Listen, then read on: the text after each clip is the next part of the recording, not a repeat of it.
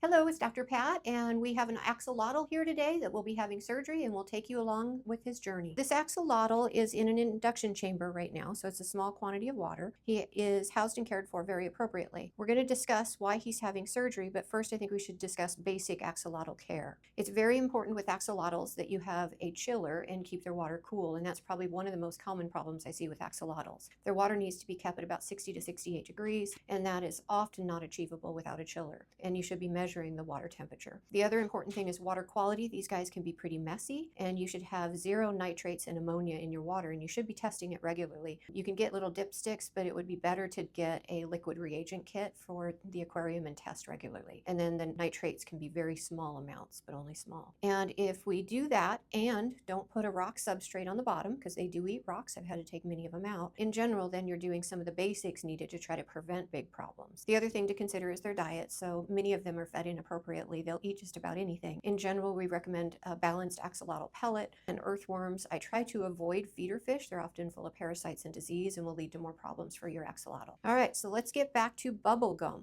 Bubblegum, when we look at him, so the first thing you do to assess their general health is to look at their skin.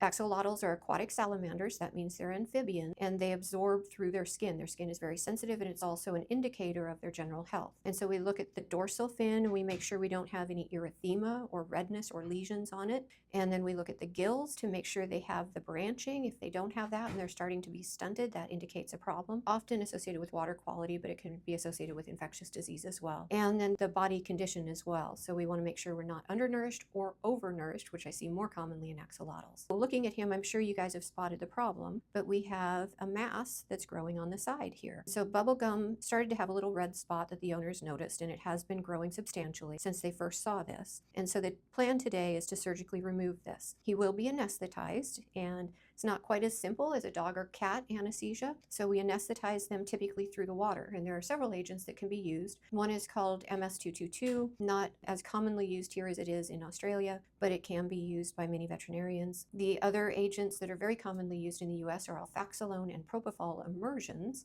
as well as isoflurane gas in water in a sealed container. And all of those will be readily absorbed and provide anesthesia. Monitoring is very important, and we use a Doppler ultrasonic probe for monitoring. We do meloxicam as an anti-inflammatory prior to procedure for pain control. They tend to not really have any appreciable effect with some of the narcotics that are routinely used in mammals. So we use the anti-inflammatory in a local, and we'll be going ahead and making an elliptical incision here, removing this mass and submitting it for histopathology. This could be an infectious mass or it could be cancer. And the only way we'll know for sure is to send it to a lab, have a pathologist look at this, and then go from there based on what the final diagnosis is. So keep watching, and we'll show you the procedure for bubblegum today. We're showing you the setup for bubblegum surgery. The setup is the most important part, so we're prepared and ready for these little exotic creatures. We're showing the ultrasonic Doppler probe for the heart rate monitoring, as well as multiple strength induction chambers for anesthesia, and then his surgery tray, which is water filled with water ballast. Okay, so that's his heartbeat using a Doppler probe. Surgery has begun. He's under general anesthesia at this time. The anesthetic is being flushed through the gills as I'm proceeding with surgery. We're using a 12 blade and gently undermining an incision around the mass.